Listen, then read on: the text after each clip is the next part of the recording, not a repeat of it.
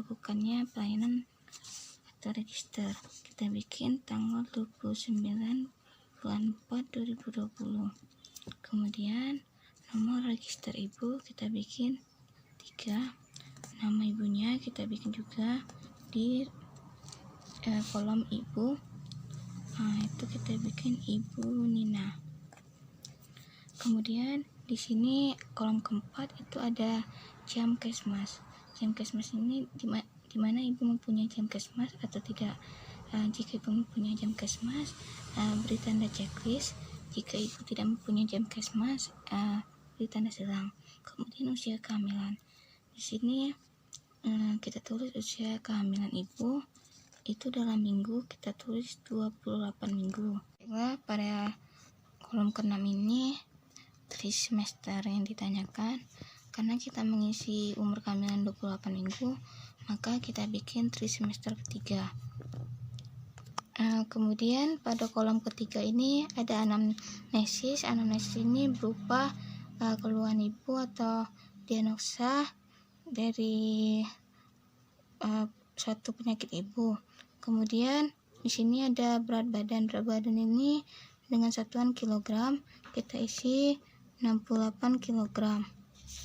Kemudian tinggi badan ini pada kolom ke-9 kita isi 160 cm. Kemudian pada kolom ke-10 ini ada tekanan darah dengan satuan mmHg, kita isi 110/80. Pada kolom ke-11 ini ada TFU dalam satuan cm, kita isi 29 cm. Kemudian ada lila ibu.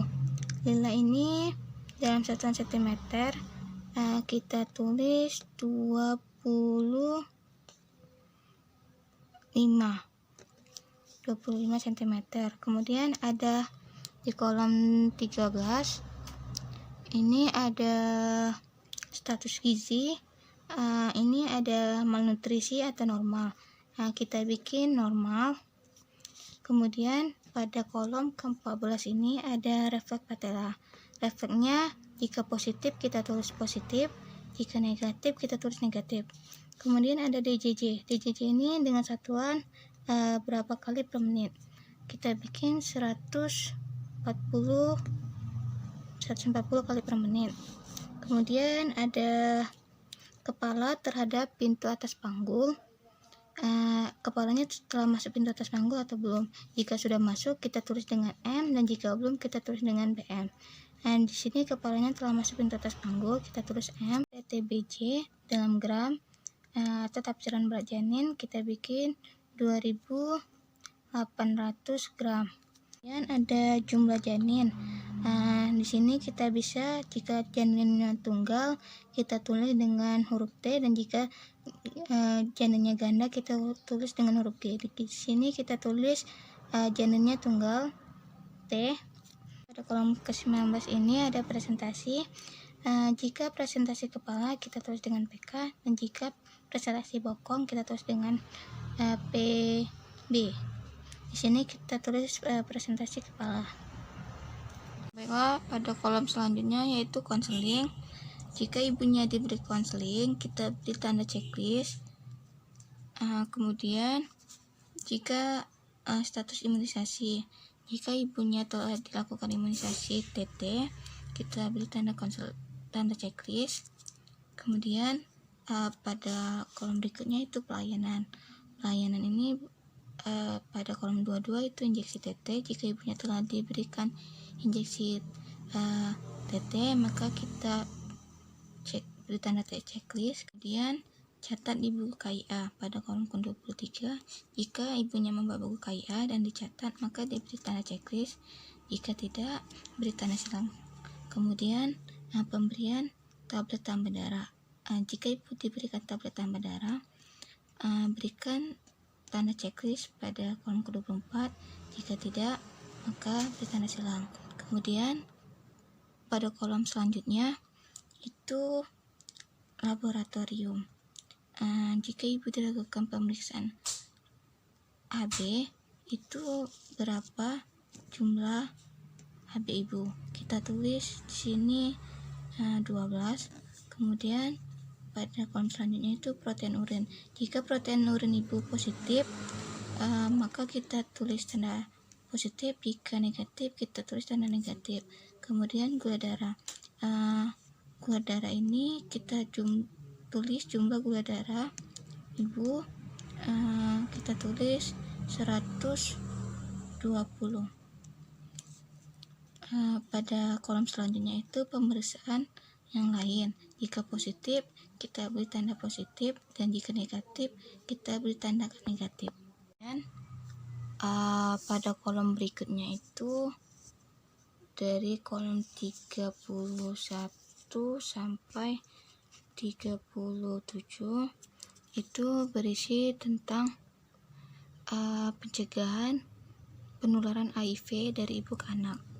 Pada kolom 32 itu apakah ibu ditawari tes HIV atau tidak. Jika iya, beri tanda checklist. Kemudian bagaimana hasil tes tersebut, apakah positif atau negatif. Kita beri tanda negatif karena hasilnya negatif. Kemudian ibu apakah mendapatkan ARV atau obat HIV atau tidak. Kita beri tanda negatif. Kemudian ibu HIV, jika ibunya HIV, ini pada kolom ke-36 dan 37 ini persalinan yang dilakukan. Jika ibunya persalinan EC, beri tanda checklist pada kolom ke-37, dan jika persalinannya per vaginam, kita beri tanda checklist pada persalinan per vaginam. Di sini karena ibunya tidak menderita HIV, maka kita kosongkan saja. Pada kolom ke-38 sampai 43 ini berisi tentang pencegahan malaria dalam kehamilan atau PMDK. Pada kolom ke-38, apakah ibu diberikan kelambu? Jika iya, diberi tanda checklist, dan jika tidak, beri tanda silang. Kemudian apakah ibu diperiksa darah untuk malaria? Jika iya, beri tanda checklist, dan jika tidak, beri tanda silang. Kemudian ibu hamil hasilnya positif atau tidak. Jika ya, beri tanda checklist, dan jika tidak, beri tanda silang. Kemudian ibu mendapatkan ACT atau obat malaria atau tidak. Jika iya, beri tanda checklist, dan jika tidak, beri tanda silang. Kolom selanjutnya yaitu dalam penyakit TB dalam kehamilan. Pada kolom ini terdiri dari kolom ke-44 sampai 46. Pada kolom 44 ini apakah ibu diambil sampel dahaknya atau tidak. Jika iya, beri tanda checklist, dan jika tidak, beri tanda silang.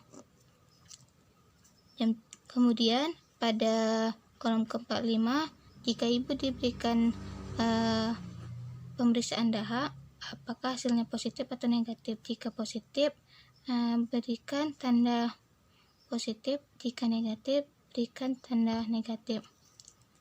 Kemudian apakah ibu diberikan obat atau tidak. Jika iya, beri tanda checklist, dan jika tidak, beri tanda silang. Tabel selanjutnya yaitu kecacingan dalam kehamilan. Apakah ibu diperiksa ibu mengalami cacingan atau tidak. Jika iya, beri tanda checklist, dan jika tidak, beri tanda silang. Kemudian apakah hasilnya positif atau negatif. Jika positif, beri tanda tambah. Jika negatif, beri tanda min. Kemudian pencegahan IMS dalam kehamilan. Apakah ibu diperiksa ibu menderita IMS atau infeksi menular seksual atau tidak. Jika iya, beri tanda checklist, dan jika tidak, beri tanda silang. Di sini kita beri tanda checklist, ibu diperiksa, kemudian hasilnya apakah positif atau negatif. Jika negatif, beri tanda min, dan jika positif, beri tanda tambah. Kemudian apakah ibu diberikan obat-obatan atau tidak. Jika iya, beri tanda checklist, dan jika tidak, beri tanda silang. Tabel selanjutnya yaitu pencegahan hepatitis dalam kehamilan. Di sini apakah ibu diperiksa dia mengalami hepatitis atau tidak. Jika iya, beri tanda checklist, diperiksa, dan jika tidak beri tanda silang. Di sini kita bikin ibunya diperiksa. Kemudian dari hasil tes atau pemeriksaan ibunya positif atau negatif.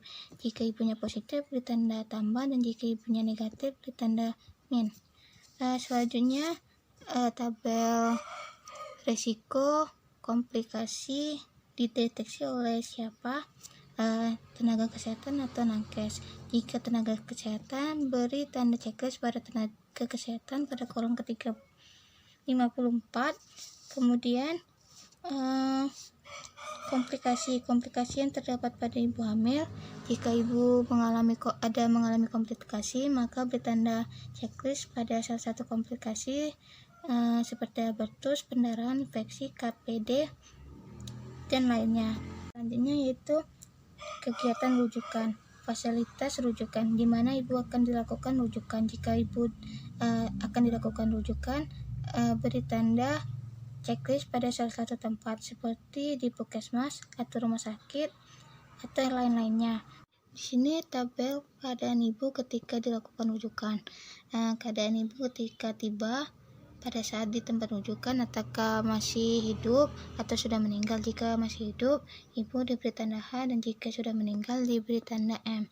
Kemudian keadaan ibu ketika pulang dari rujukan, apakah ibu masih hidup ataukah ibu sudah meninggal. Jika ibu masih hidup beri tanda H, dan jika ibu sudah meninggal beri tanda M.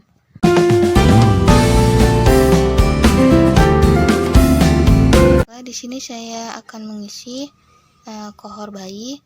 Kemudian di sini saya telah menulis misalnya data seorang bayi laki-laki. Pada kohor bayi ini, bayi laki-laki ditulis dengan tinta berwarna hitam, dan pada bayi perempuan ditulis dengan tinta berwarna biru. Di sini saya telah menuliskan data seorang bayi laki-laki dan dengan menggunakan tinta berwarna hitam. Pada kolom pertama itu ada nomor urut bayi. Nomor urut bayi sesuai dengan nomor urut registrasi pada bayi. Kemudian pada kolom kedua itu ada NIK. NIK ini ditulis sesuai dengan data pada akte kelahiran pada bayi. Kemudian ada nama bayi. Nama bayi ini ditulis lengkap sesuai dengan data pada akte kelahiran pada bayi. Kemudian tanggal lahir juga sesuai dengan akte kelahiran pada bayi. Kemudian pada kolom kelima ini ada jenis kelamin. Jika jenis kelamin laki-laki itu ditulis dengan kode L, dan jika perempuan ditulis dengan kode P. Kemudian pada kolom keenam ini itu ada nama ibu dan juga nama ayah sesuai dengan data pada akte kelahiran pada bayi. Kemudian itu pada kolom ke-8 itu yaitu ibunya mempunyai buku KIA atau tidak. Jika ibunya mempunyai buku KIA, maka itu ditulis dengan tanda checklist seperti ini. Dan jika ibunya tidak mempunyai buku KIA, maka ditulis dengan tanda silang. Kemudian pada kolom ke-9 itu ada berat lahir bayi ketika dia lahir dalam bentuk gram, kemudian panjang lahir dalam satuan sentimeter. Itu ketika bayi lahir. Di sini saya tuliskan itu 3.500 gram ketika bayinya lahir dan panjangnya 49 cm. Kemudian pada kolom ke-10 ini pelayanan kesehatan neonatal dari kolom 10 sampai kolom 13. Pada kolom 10 ini pelayanan pada saat bayi lahir sampai dengan 5 jam bayi lahir. Di sini ditulis dengan tempat pelayanan sesuai dengan kode yang telah ada. Pada kode ini saya tulis dengan kode P, yang berarti bayinya mendapatkan pelayanan pada puskesmas. Kemudian ada kode lainnya yaitu PD, yang berarti di Polindes, PY itu di Posyandu, KR di rumah bersalin.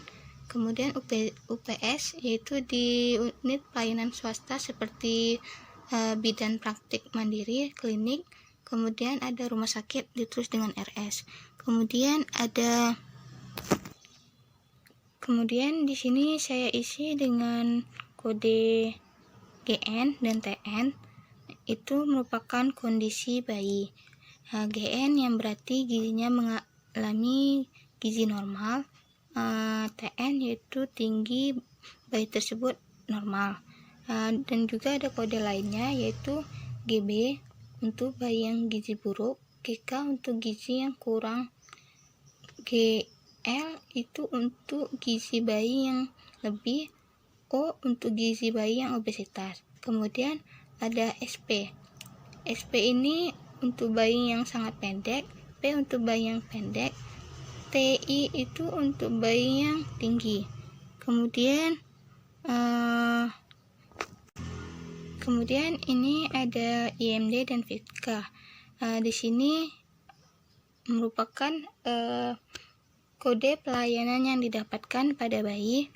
Saya menulis IMD dan FITKA karena bayinya juga baru lahir. Kemudian terdapat juga kode lainnya, misalnya itu SHK, bayinya menerima screening hipotiroid kongenital atau tidak, ditulis SHK jika bayinya menerima. Pada kolom 11-13 itu kunjungan antenatal. Di sini saya isi kunjungan bayi pada 6 jam sampai dengan 48 jam, itu pada kolom ke-11. Itu saya isi tanggal kunjungan, kemudian itu ada tanda bintang yang berarti bayinya dalam keadaan sehat. Bisa juga kita berikan kode M jika bayinya dalam keadaan sakit dan mendapatkan pelayanan MTBS, dan jika S itu bayinya sakit dan tidak mendapatkan pelayanan MTBS. Kemudian ada juga tempat pelayanan, itu saya isi dengan P yang berarti pelayanannya itu di puskesmas. Kemudian ada kode pelayanan yang diberikan berupa IMD dengan E0. Bayinya hanya mendapatkan IMD, kemudian E0 yang berarti bayinya berusia 0 sampai 29 hari, yang berarti hanya mendapatkan ASI saja. Ada kolom 14-37. Di sini merupakan kolom kunjungan pada bayi setiap bulannya. Kolomnya itu dari Januari sampai Desember. Pada kolom ke-14 sampai 26 itu pada tahun saat ini. Pada kolom ke-26 sampai 37 itu pada tahun yang akan mendatang. Kemudian saya hanya mengisi di bulan April karena bayinya lahir di bulan April dan melakukan kunjungan pada bulan April. Kemudian pada bulan April ini saya isi tanggal pelayanan, kemudian tempat pelayanan saya isi dengan kode tempat pelayanan yaitu P yang berarti puskesmas, kemudian IND inisiasi menyusui dasar, kemudian ada berat badan bayi 3.500 gram dan panjangnya 49 cm. Kemudian kondisi bayi saya tulis dengan GN yang berarti gizi bayi normal. Ini ada kolom ke-38. Kolom ke-38 ini diisi dengan kode L jika bayi tersebut telah mendapatkan pelayanan sesuai dengan standar pelayanan minimal. Pada penimbangan berat badan itu dikatakan lengkap jika bayinya telah mendapatkan pelayanan minimal 8 kali dalam 1 tahun. Kemudian pengukuran panjang badan itu dikatakan lengkap jika bayinya telah mendapatkan pelayanan pengukuran panjang badan sebanyak 2 kali dalam 1 tahun. Kemudian perkembangan itu dikatakan lengkap jika bayinya telah mendapatkan pelayanan perkembangan atau pemantauan pada bayi itu minimal 2 kali dalam 1 tahun. Kemudian vitamin A. Vitamin A ini jika bayi telah berusia 8-11 bulan diberikan vitamin A berwarna biru pada bulan Februari dan Agustus. Itu diisi dengan huruf L. Kemudian ada imunisasi. Imunisasi ini diisi lengkap jika bayi telah mendapatkan imunisasi dasar sesuai dengan usia bayi. Kemudian MTBS. MTBSM itu diisi jumlah bayi mendapatkan pelayanan MTBS. Kemudian S itu jika bayi sakit tidak mendapatkan pelayanan MTBS-nya. Kemudian ada pun lain-lainnya. Lain-lainnya ini diisi dengan pindah domisili maupun keterangan lain jika diperlukan. Ada kolom ke-39 sampai 48. Kolom ini merupakan kolom pemberian imunisasi. Hanya ditulis tanggal pemberian pelayanan imunisasi. Di sini saya hanya menuliskan tanggal pemberian pelayanan imunisasi HB0 pada tanggal 29 bulan 4 2020. Ke-46 ini diberi tanda checklist jika bayi telah mendapatkan imunisasi dasar lengkap. Kemudian pada kolom ke-47 ini diisi bayi jika mengalami kematian. Itu diisi kematian neonatal jika bayinya berusia 0 sampai 28 hari dan bayinya berusia 29 sampai 1 tahun itu diisi dengan kematian postnatal. Isi juga tanggal kematian, tempat kematian, dan juga penyebab dari kematian. Itulah pengisian kohor bayi.